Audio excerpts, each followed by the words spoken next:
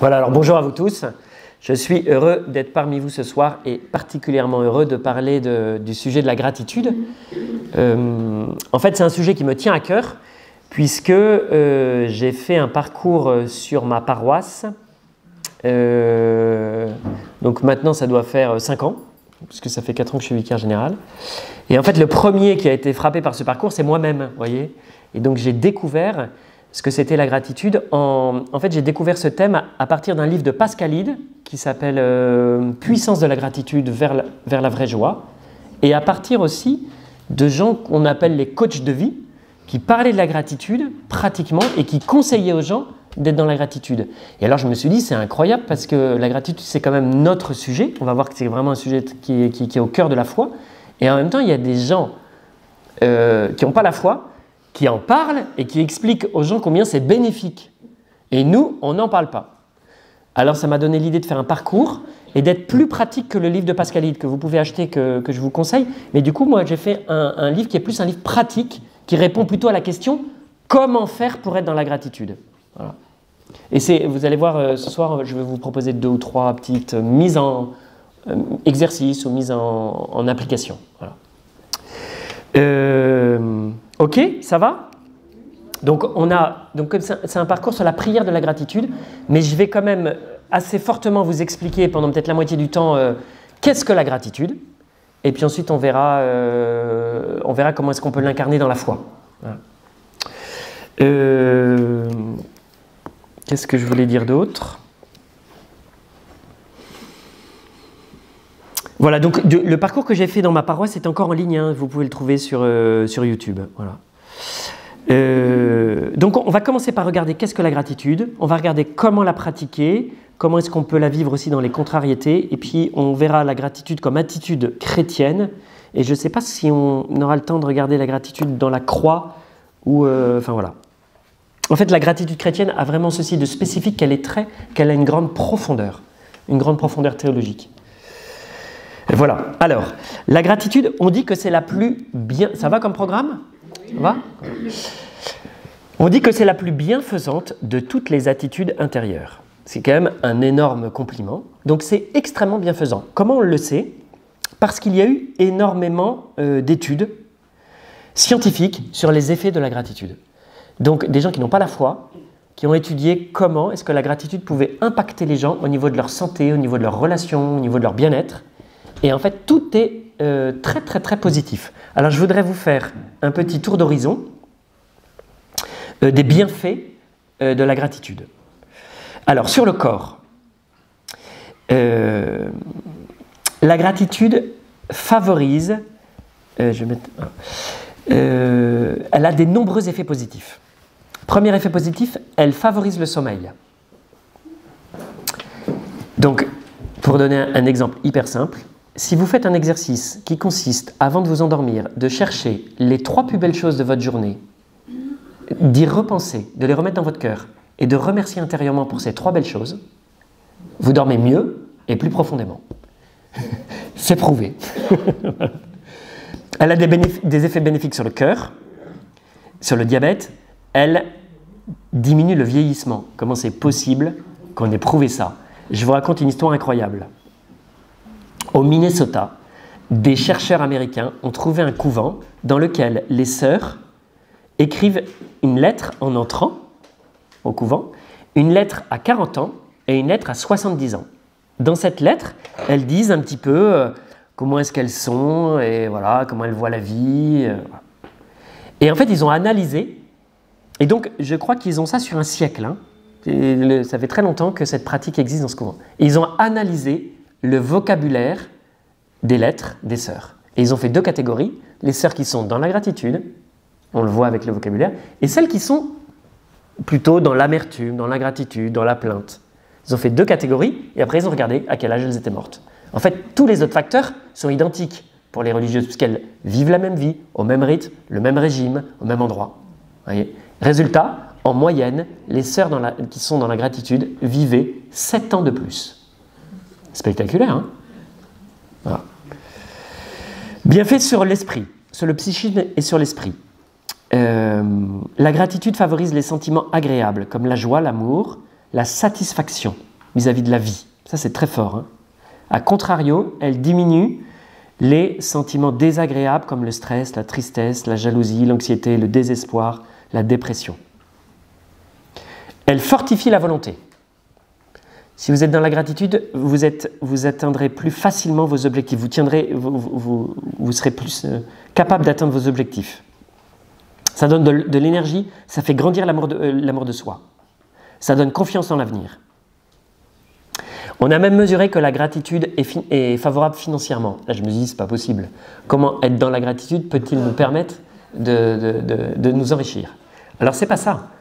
C'est qu'en fait, ça calme tous les comportements compulsifs. Et dans les compulsions, il y a notamment les achats irraisonnés. Et donc, si vous êtes dans la gratitude, vous aurez moins tendance à faire des achats compulsifs. Et donc, ça va améliorer vos finances.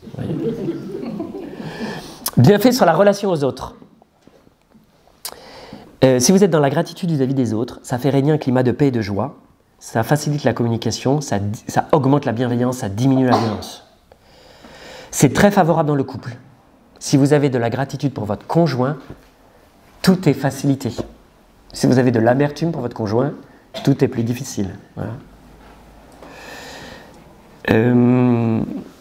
Du coup, ça favorise la bonne ambiance au travail, ça accroît la motivation et l'efficacité des équipes.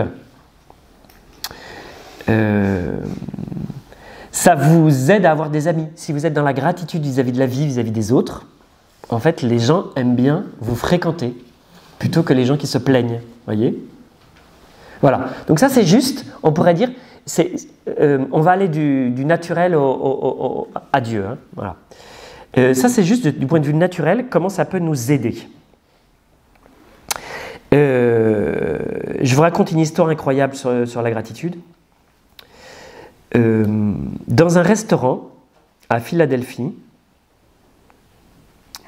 faut que je retrouve mon truc. Voilà. En 2009, c'est une histoire vraie, hein, deux personnes se lèvent et vont payer à la caisse. À ce moment-là, le serveur leur dit « Vous avez de la chance, la personne qui vient de partir a payé pour vous. » Hyper touchés, vous savez ce que vont faire les deux personnes? Ils vont payer pour le suivant. Et ça va créer une chaîne qui va durer 5 heures, toute la soirée. Et la serveuse, elle était bouleversée, comme une épidémie de générosité. Et elle dira, ça a continué pendant 5 heures, non seulement les personnes payaient pour les autres, mais elles ne s'inquiétaient pas du prix et laissaient un généreux pourboire. Donc vous voyez, dans la gratitude, il y a le fait d'être touché par un cadeau qu'on a reçu, et ça, qu'est-ce que ça fait? Ça nous donne envie de rendre. Voilà. Si on vous tient la porte d'entrer dans un magasin, vous allez avoir tendance à tenir la porte au suivant. Vous voyez, on est vraiment comme ça. Alors, qu'est-ce que la gratitude? Maintenant, j'analyse vraiment. Ça, c'était juste un apéritif pour vous donner envie. Voilà. Maintenant, j'analyse vraiment ce qu'elle est. Alors, un acte, on pourrait dire en trois moments. Et ça fait 3 R, du coup, c'est mnémotechnique. Premier R, un acte en 3 étapes. Reconnaître le bienfait, c'est la gratitude naît de la prise de conscience d'un bienfait qu'on a reçu. Ça peut être l'aide de quelqu'un, ça peut être un cadeau, ça peut être aussi un beau paysage, un événement qui s'est bien passé. Et donc, première étape, reconnaître, prendre conscience, étape plutôt dans la tête. Deuxième étape, ressentir. On est touché au niveau de notre cœur. Du coup, il y a comme une émotion dans notre cœur qu'on peut décrire comme la gratitude ou voilà, ou comme l'émerveillement, la reconnaissance, et qu'on peut goûter la joie. Le fait d'avoir reçu, voyez, une aide, un cadeau inattendu. Et troisième étape, remercier. En fait, le fait d'avoir reçu ce bienfait et de le ressentir nous donne envie de remercier. Donc ça peut être remercier la personne à qui on doit ce bienfait, ça peut être remercier la vie, pour nous ça peut être remercier Dieu, voyez, puisqu'on sait que, voilà. Ce qui est fort dans la gratitude, c'est que ça touche du coup, dans la prise de conscience d'en reconnaître plutôt la tête, Dans le ressentir, c'est plutôt l'affectivité, donc symboliquement c'est plutôt le cœur. Et remercier, on pourrait dire, la main, c'est la volonté, c'est l'action. Et en fait, ça, c'est les trois grandes facultés de l'homme, les trois grandes instances qui sont l'intelligence, la volonté et l'affectivité. Et donc ça fait de la gratitude une attitude complète qui sollicite les trois facultés majeures, enfin les trois instances majeures de l'être humain. Ça touche aussi, du coup, le passé, reconnaître, c'est se souvenir, le présent, ressentir, c'est maintenant, et remercier le futur, ce qu'on va faire. Voyez ? Et donc il y a aussi une chaîne entre les trois instances du temps. Ok pour ça, vous avez mémorisé les trois moments. Premièrement, reconnaître, je vous fais réviser. Hein.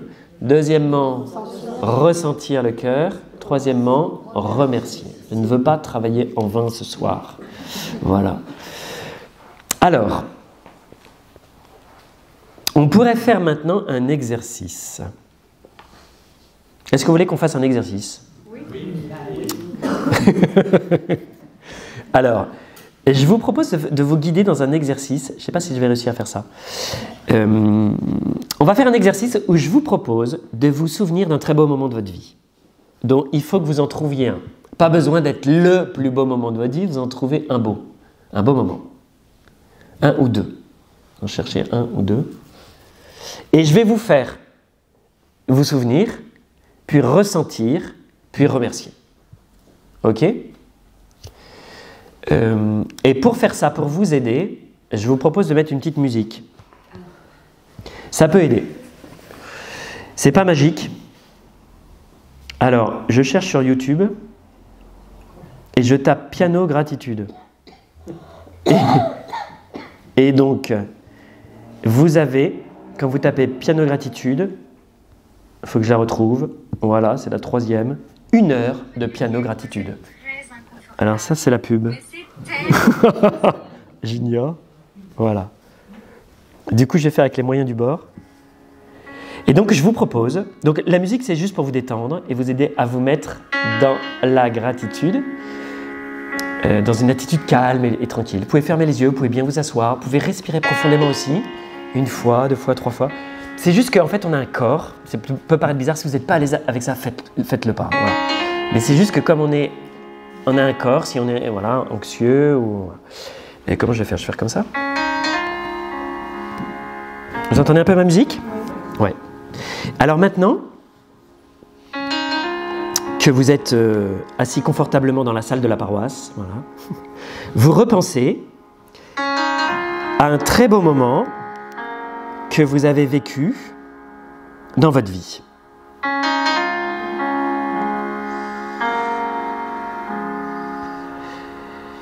Alors, ça peut être la naissance de vos enfants, ça peut être une victoire, ça peut être un moment fort avec les amis, ça peut être une grâce que Dieu vous a faite. Alors, laissez ce moment revenir dans votre mémoire. Quel était le lieu ? Quelles étaient les personnes ? Les circonstances, et vous essayez de vous souvenir le plus précisément possible, avec des détails. Où étiez-vous ? Qu'entendiez-vous ? Quels étaient les sons ? Qu'est-ce qui a fait que ce moment était si particulier et si beau ? Quelles étaient les odeurs ? Quelles étaient les couleurs ? Et vous replongez dans ce souvenir. Et puis maintenant, vous mettez dans votre cœur la même émotion qu'il y avait à ce moment-là. Est-ce que c'était de la joie ? Est-ce que c'était de l'émerveillement ? Est-ce que c'était de la fierté ? Et vous essayez de revivre cette émotion. et d'y goûter à nouveau, comme y plonger. Et vous laissez la gratitude grandir dans votre cœur et le combler.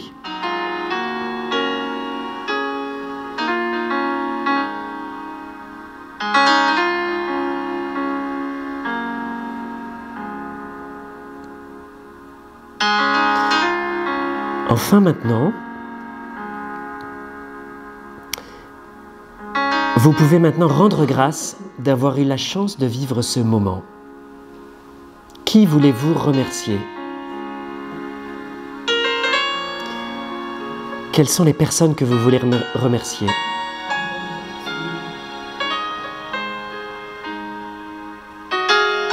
Vous pouvez aussi remercier Dieu qui vous a permis de vivre ce moment.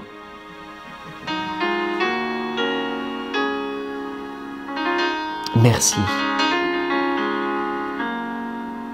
Vous pouvez dire avec moi merci dans votre cœur. Merci Seigneur de nous avoir permis de vivre ce beau moment. Merci pour la vie que tu nous as donnée. Merci pour toutes les grâces que tu nous donnes. Merci pour les personnes qui étaient là à ce moment. Merci aussi pour la joie que tu as mis dans notre cœur, qui nous a nourris.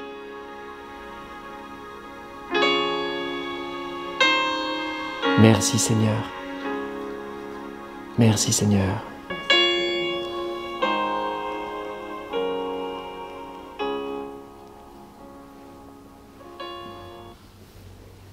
Merci. Voilà un petit exercice. L'idée, c'était juste de vous plonger. En fait, la gratitude, c'est très apaisant et très comblant. Donc, après, vous voyez, tout ce qui est respiration ou piano, bon, j'ai essayé de faire comme j'ai pu, vous voyez.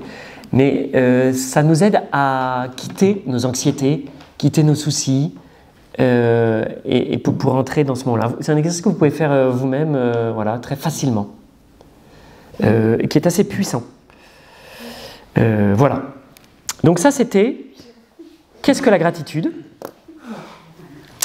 et comment est-ce qu'on peut éprouver de la gratitude pour un bon moment. La question, c'est est-ce que votre truc, c'est juste la méthode Coué et on va se dire que c'est bien, ou alors tant mieux pour les beaux moments, mais qu'est-ce qui se passe quand ce n'est pas des super moments? Alors, en fait, la gratitude, ce n'est pas la méthode Coué.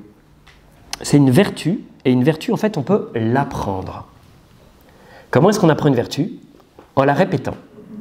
Comment vous apprenez la vertu de force? Vous posez des petits actes de force. La vertu, c'est très similaire à la musculation. Il faut faire des exercices. Au sport. À force de faire un sport, on devient meilleur. Et donc là, l'idée du parcours sur la gratitude, c'est de se dire, en fait, on peut apprendre à être dans la gratitude. C'est pas la question, parce que parfois on peut se dire, ouais, mais il y en a qui ont de la chance dans leur vie, moi j'ai pas de chance.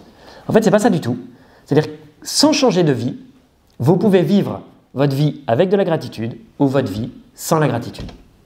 Et en fait, c'est pas la même histoire. C'est la même vie, hein, mais c'est pas la même histoire.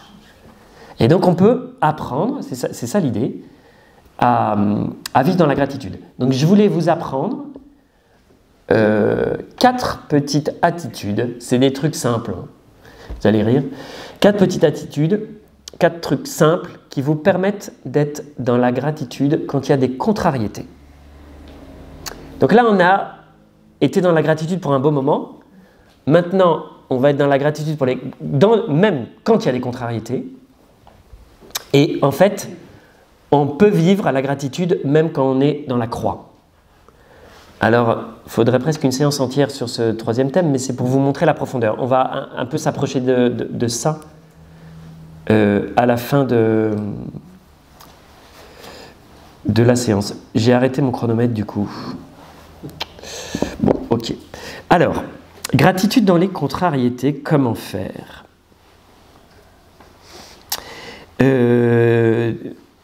Donc l'idée, c'est de plus en plus être dans la gratitude, même quand ce n'est pas toujours évident. En fait, tous les jours, il y a des difficultés, il y a des petites choses. Ces petites choses peuvent devenir très, très gênantes ou très envahissantes. Mais on peut aussi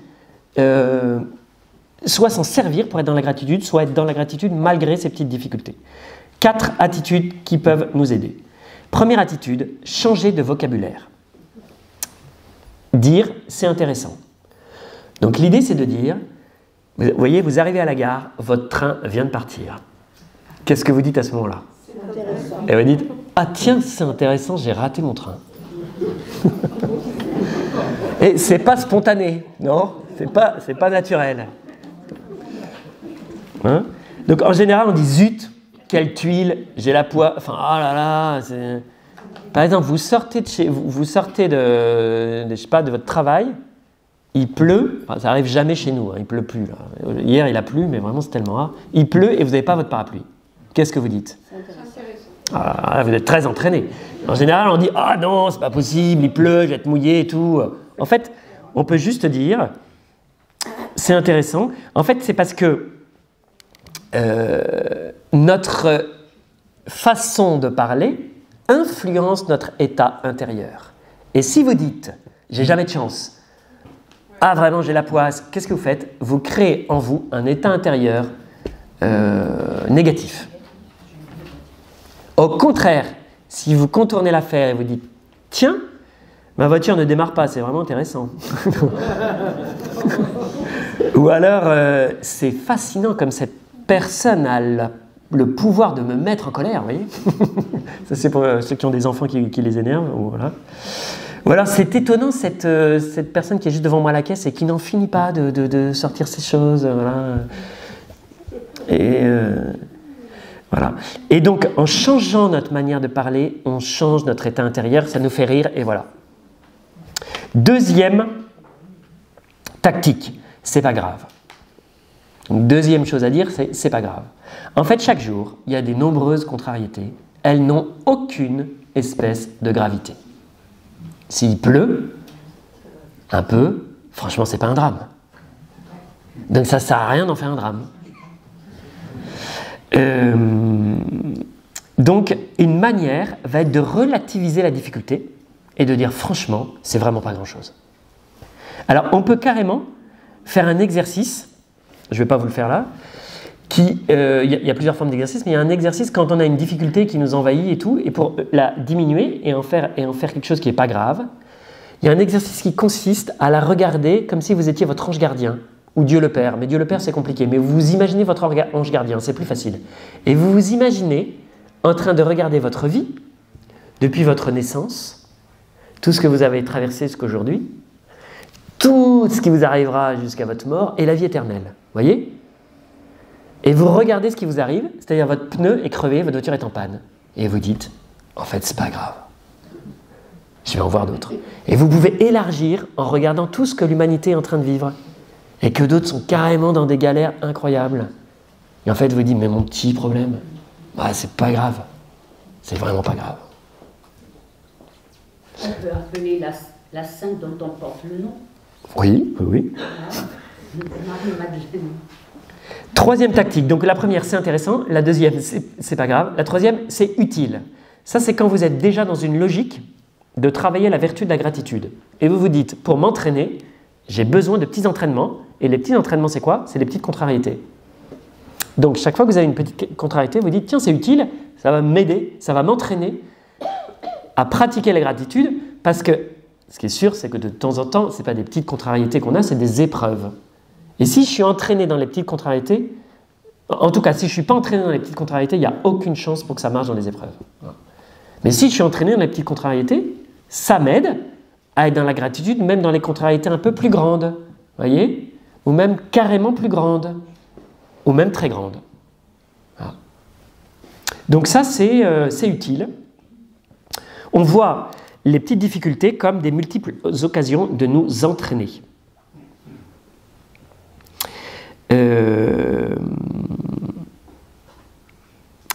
Quatrième et dernière, donc c'est intéressant, c'est pas grave, c'est utile, et quatrième, c'est drôle.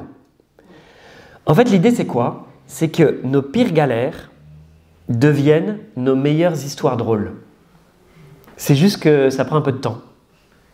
Mais quand on est dans la galère, on ne s'en rend pas compte, mais après on la raconte, et ça devient vraiment un truc sympa. Et je me souviens, nous, d'un voyage familial qu'on avait fait à en Afrique du Sud parce que ma sœur était coopérante. On avait été la visiter avec son mari et on avait été dans un parc où il y avait des babouins. Et ils nous avaient distribué un tract en disant attention, des babouins en liberté, faites attention. Du coup, on avait dit non, mais on va être hyper prudent, on va manger sur l'aire de pique-nique réservé et tout.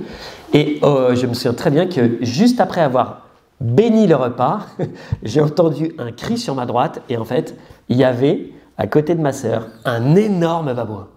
Mais énorme quoi. Enfin énorme, c'est moi qui raconte. Non, il était vraiment impressionnant et assez agressif et en train de vouloir manger notre pique-nique. Donc ça a créé une panique, si vous voulez. On s'est tous enfuis. Après, il y avait à côté de nous un gars qui faisait carrément un petit barbecue. Un gars d'Afrique du Sud qui s'est mis à attaquer le babouin en faisant signe de lui jeter des pierres. Du coup, il y avait... Mais en fait, ça a fait une confusion incroyable, une panique générale. Et sur le coup, on a carrément balisé. Sauf qu'aujourd'hui, c'est une de nos meilleures histoires. Oui. Donc, quand vous êtes dans la galère, vous dites, mais en fait, ça va me faire une histoire exceptionnelle. J'ai fait cette conférence avec une coach qui raconte que dans sa jeunesse, elle a été livreuse, elle a livré, et elle livrait un gâteau d'anniversaire. Et le truc, c'était qu'elle livrait le gâteau déguisé en panthère rose. Vous voyez le truc? Il faut quand même y aller. Donc elle sonnait, donc elle devait entrer, chanter c'est moi la panthère rose et apporter le gâteau. Donc elle fait tout son truc, elle arrive, elle sonne dans l'appartement, hein, et elle apporte son gâteau, et elle chante et elle se dit ah dis donc, c'est bizarre, c'est pas la fête. Enfin, hein. Et en fait, elle s'était trompée d'appartement. Et elle se fait jeter dehors. Voilà. Sauf que, du coup elle repart, sauf que sa queue était coincée dans l'appart. Elle a dû sonner. Du coup le gars est encore plus furax, du coup voilà. Et après elle a dû refaire le scénario à l'étage au-dessus où elle n'avait plus aucune énergie et c'était plus du tout drôle. Elle a fait oui, c'est moi la panthère rose.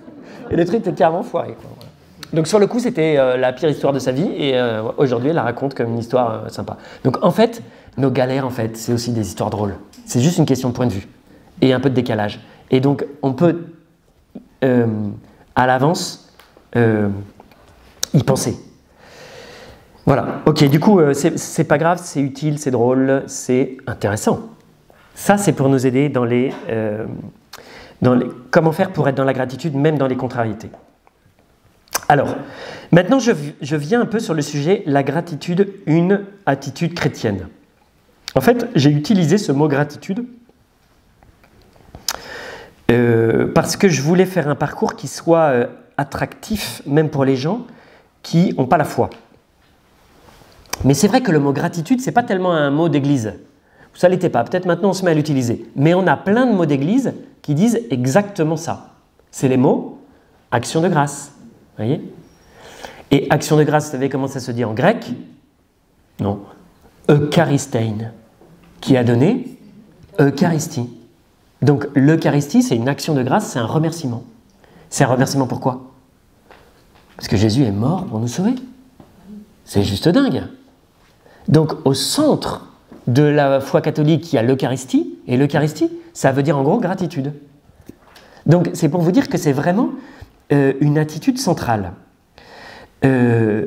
Comment est-ce qu'on voit le monde? Tout est sorti de Dieu. Saint Thomas d'Aquin, il appelle ça un mouvement de exitus, de sortie, et tout revient vers Dieu. Vous êtes d'accord? Dieu va tout récapituler à la fin des temps, et tout reviendra dans son sein, dans la Jérusalem céleste. Mouvement de reditus. Et chacune des créatures opère un retour vers Dieu selon son ordre.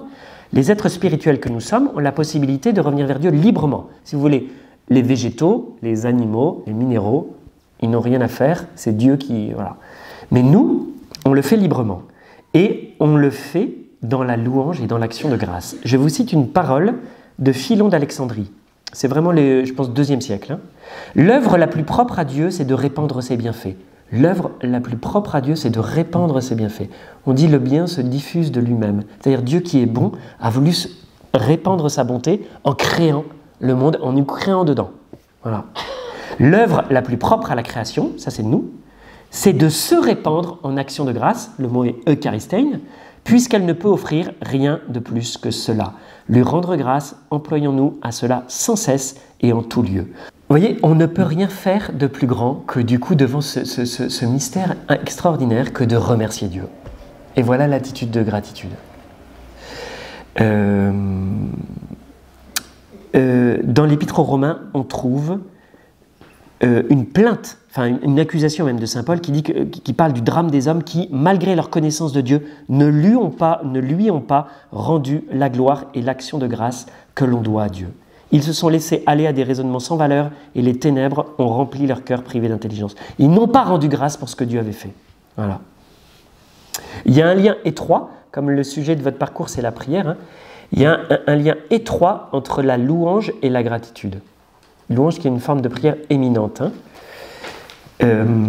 Le catéchisme de l'Église catholique dit « La louange est la forme de prière qui reconnaît le plus immédiatement que Dieu est Dieu ». Vous voyez, la louange, c'est la prière où on va remercier Dieu parce qu'il est Dieu, pour lui-même, directement. Ce n'est pas une prière de demande, c'est une prière d'action de grâce. Voilà. On dit juste à Dieu « Merci ». Elle le chante pour ce qu'il est, elle rend gloire pour ce qu'il a fait. À travers la louange, on peut remercier Dieu pour tous ses bienfaits. Et donc la louange peut être ça peut être soit des chants, soit une prière. Et il y a un lien étroit entre gratitude et louange.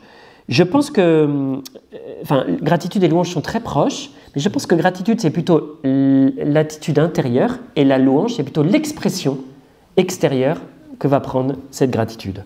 Voilà. Et elles se nourrissent l'un l'autre. C'est-à-dire que si je suis dans la gratitude, je vais faire une prière de louange. Mais si je fais une prière de louange, ça va me mettre dans la gratitude. Vous voyez ? Et donc c'est comme un cercle où les deux termes se nourrissent. Voilà. Alors, Eucharistie et gratitude, donc j'en ai déjà parlé. Hein. Je vous cite à nouveau le catéchisme de l'Église catholique. L'Eucharistie, sacrement de notre salut, accompli par le Christ sur la croix, est aussi un sacrifice de louange. Un autre nom de l'Eucharistie, c'est sacrifice de louange. C'est drôle parce que l'Église a associé deux termes qu'on n'associerait pas, qui est sacrifice. Sacrifice, pour nous, ça fait vraiment, si vous voulez, quelque chose associé à la souffrance. Vous voyez, voilà. Et sacrifice de louange. Pourquoi ? Parce qu'elle dit c'est un sacrifice de louange en action de grâce pour l'œuvre de la création. L'Eucharistie est aussi un sacrifice d'action de grâce au Père, une bénédiction par laquelle l'Église exprime sa reconnaissance à Dieu pour tous ses bienfaits, pour ce qu'il a accompli par la création, la rédemption, la sanctification. Eucharistie signifie d'abord action de grâce. L'Eucharistie est aussi le sacrifice de louange par lequel l'Église chante la gloire de Dieu au nom de toute la création. Quand on vit la messe, que se passe-t-il ? On est rendu présent, c'est la théologie de l'Église qui nous dit ça, au sacrifice du Christ, c'est-à-dire au moment où Jésus a donné sa vie pour nous. C'est-à-dire en même temps, le jeudi saint, le vendredi saint et le dimanche de la résurrection. Tout est concentré dans la messe. C'est comme si on était transporté à ce moment-là. Voilà. Et en même temps, nous, quelle est notre attitude ? On est saisi devant ce que Dieu a fait pour nous. Franchement, on ne méritait pas. Parce qu'on n'est que des créatures et que lui, il est Dieu, mais en plus, on était pécheurs. Et il nous a aimés d'un amour, on pourrait dire, exagéré, et il a voulu donner sa vie, et il l'a fait en mourant sur la croix. Franchement, il y a quelque chose de... Il y a un hymne dans les Philippiens, lui, de condition divine, ne retint pas jalousement le rang illégal est à Dieu, mais il s'anéantit en devenant homme et en mourant sur la croix. Vous voyez ? Dieu s'est fait homme, et il est mort sur la croix. C'est juste incroyable. Et l'hymne après remonte en disant c'est pourquoi Dieu l'a exalté et lui a rendu Voilà. Donc, je ne sais pas comment vous vivez la messe, en tout cas vous pouvez la vivre en un espèce de saisissement et d'émerveillement et de gratitude en se disant c'est juste fou ce que Dieu a fait pour moi. Et c'est pour ça qu'on répète la messe, voyez ? Parce qu'en fait, une fois ne suffit pas pour nous faire comprendre. Donc on répète, pour qu'à force ça rentre. Voilà. Donc l'Eucharistie, sur ces sommets de la vie chrétienne, donc, elle est un sacrifice d'action de grâce, je l'ai déjà dit. Elle est la source de toute gratitude, on pourrait dire. Hein. Rien de plus grand, rien de plus beau ne sera accompli pour nous Et que faire? Eh bien, le psaume 115 dit « Comment rendrai-je au Seigneur tout le bien qu'il m'a fait? J'élèverai la coupe du salut, j'invoquerai le nom du Seigneur. » Et donc on voit déjà l'image de la coupe de la messe. Voilà. Et l'offrande de nous-mêmes à la messe est une manière d'exprimer notre gratitude. En disant, on ne peut rien faire de moins que de s'offrir en retour à Dieu qui s'est offert à nous. Sainte Élisabeth de la Trinité dit « Mon rêve, c'est d'être la louange de sa gloire. » La louange de la gloire de Dieu. C'est dans Saint Paul que j'ai lu cela. Mon époux m'a fait entendre que c'était là ma vocation dès l'exil, en attendant d'aller chanter le Sanctus éternel en la cité des saints. Thérèse de Lisieux est une sainte éminemment tournée vers la gratitude. Alors, je crois qu'elle n'utilise pas le mot, mais elle dit, quand elle commence son manuscrit, voilà, elle commence en disant « Je vais chanter les louanges du Seigneur. Et toute ma vie est un chant pour la miséricorde qu'il m'a fait. » Et elle ne cesse pas, elle raconte en regardant où Dieu est intervenu, comment il l'a sauvé, comment il l'a guéri, et elle s'émerveille de ça.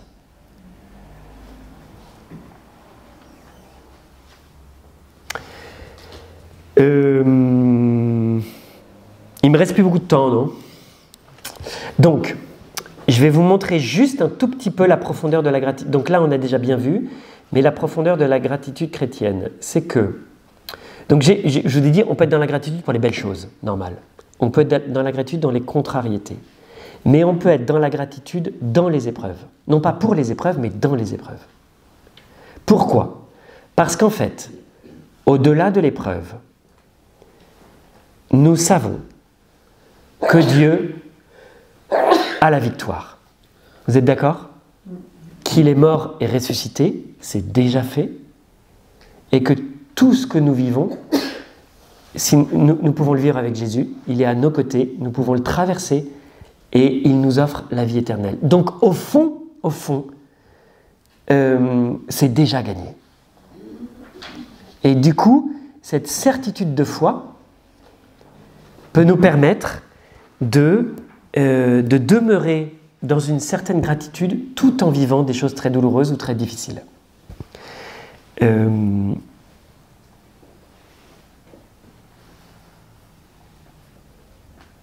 Attendez.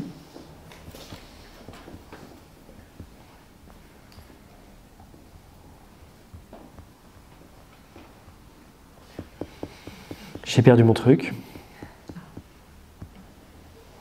Ok, je vais faire sans.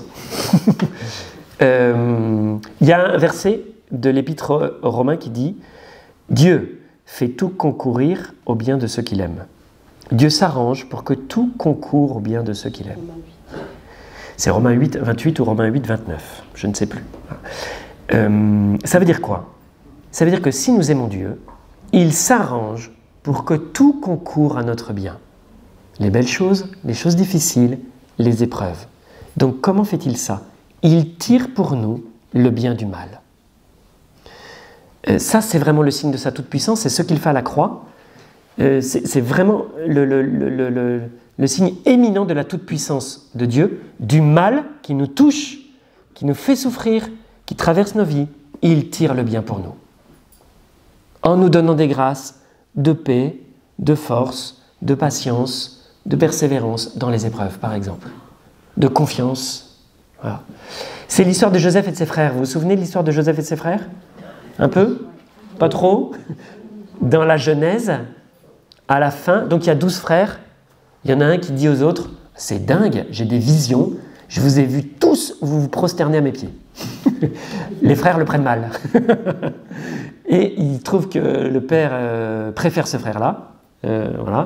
Et du coup ils décident de le tuer, puis après ils se disent « Non, on va le vendre. » Il y a des histoires rocambolesques, et finalement le gars il va en Égypte, il est esclave, à un moment il redevient serviteur, il revient en prison. Finalement il interprète le rêve de Pharaon, il dit il va y avoir 7 années favorables, puis 7 années de sécheresse, accumule dans les greniers, et comme ça tu t'en sortiras.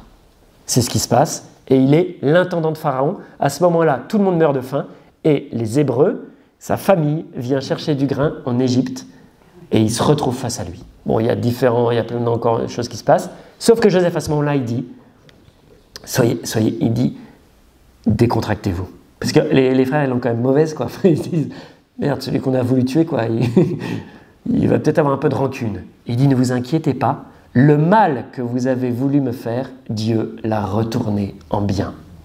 C'est une parole qui s'applique exactement sur que Jésus pourrait nous adresser à nous qui avons crucifié le Messie. Il pourrait nous dire, vous inquiétez pas, le mal que vous avez voulu me faire, Dieu l'a retourné en bien, afin, c'est ça la suite de la phrase, afin de sauver la vie d'un peuple nombreux. Vous voyez comme ça s'applique à la croix? Et donc, c'est ce que Dieu fait dans nos vies. Et c'est ça qui nous permet d'être dans la gratitude, même dans les épreuves, parce qu'en fait, on peut se poser la question, comment Dieu est-il en train de tirer le bien, même dans cette épreuve que je suis en train de vivre? Voilà. Ça ne veut pas dire que du coup, c'est facile, ça ne veut pas dire non plus qu'on n'a plus d'épreuves, ça ne veut pas dire non plus qu'on n'est pas dans la douleur et dans la tristesse. Mais en plus, on peut être quand même dans une certaine gratitude. Voilà. Normalement, il faut 1 heure pour expliquer ça, je vous l'ai fait en 5 minutes. Si vous avez compris, vous êtes hyper fort. Bravo. Et je voulais dire une dernière chose. Ah oui, je voulais vous lire un petit exemple, peut-être. En fait, les saints, on voit ça dans la vie des saints.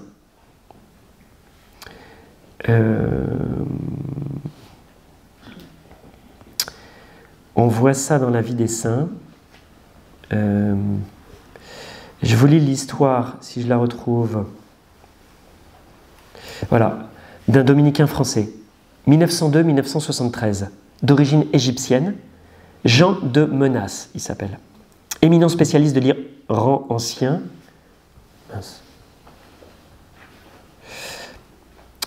À 57 ans, il a une grave attaque cérébrale, puis une deuxième 10 ans plus tard. Ces dernières années fut une longue agonie, il ne pouvait plus communiquer que par un tableau alphabétique. Il montrait les lettres. André Frossard écrira dans le Figaro, cet homme qui savait 14 langues, dont 2 ou 3 orientales, inconnues du reste des mortels, c'était un savant. En parlait une 15e qui n'a pas besoin de mots pour se rendre intelligible, celle de la charité. En fait, à la fin de sa vie, cet homme qui était un spécialiste des langues anciennes et très rares ne pouvait plus parler. Et voilà ce qu'il disait.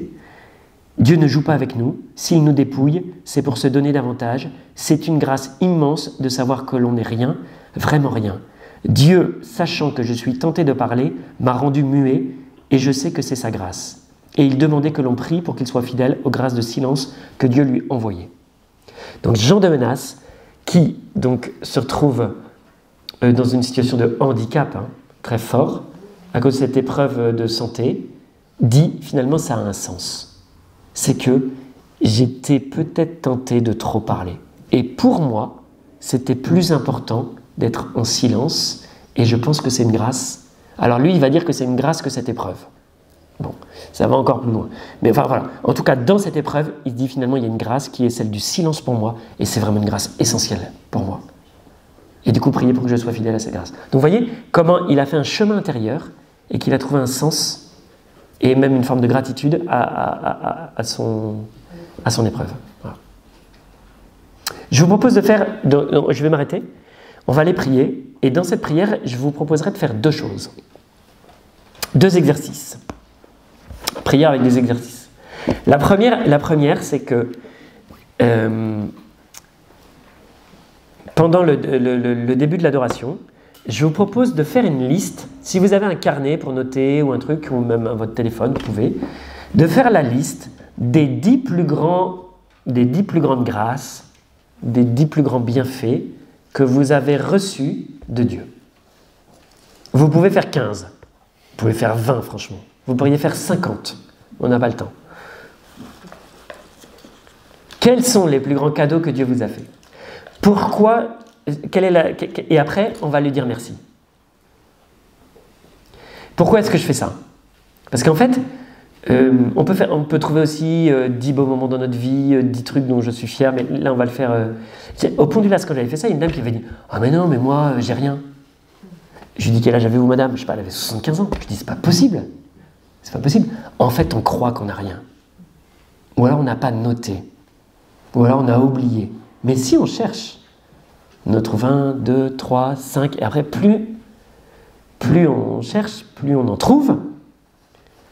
Et en fait, ça nous met dans la gratitude parce qu'on se dit « Oh, mais c'est dingue tout ce que j'ai reçu en fait. C'est plus que je ne le pensais.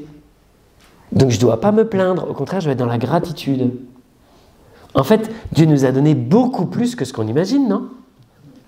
Beaucoup plus. Déjà, il y a plein de choses qu'on ne voit pas.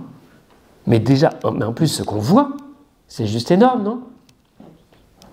Donc déjà, premièrement, il nous a donné la vie. Donc vous commencez 1, la vie. Vous êtes d'accord? 2, si vous êtes baptisé, vous mettez le baptême. Saint Thomas d'Aquin, Saint Augustin, il dit que le baptême, c'est une chose plus grande que la création de tous les anges. Le baptême d'une personne. Et après, vous continuez, vous cherchez, et pour mesurer les grâces qu'on a reçues. Et ensuite, remercier. Et il y a cette parole qui dit « Les bienfaits de Dieu ne sont pas épuisés, ils se renouvellent chaque matin. » Lamentation. Donc ce que vous avez reçu, vous voyez, c'est que le début. Et quand on arrivera dans la vie éternelle, ça sera encore plus.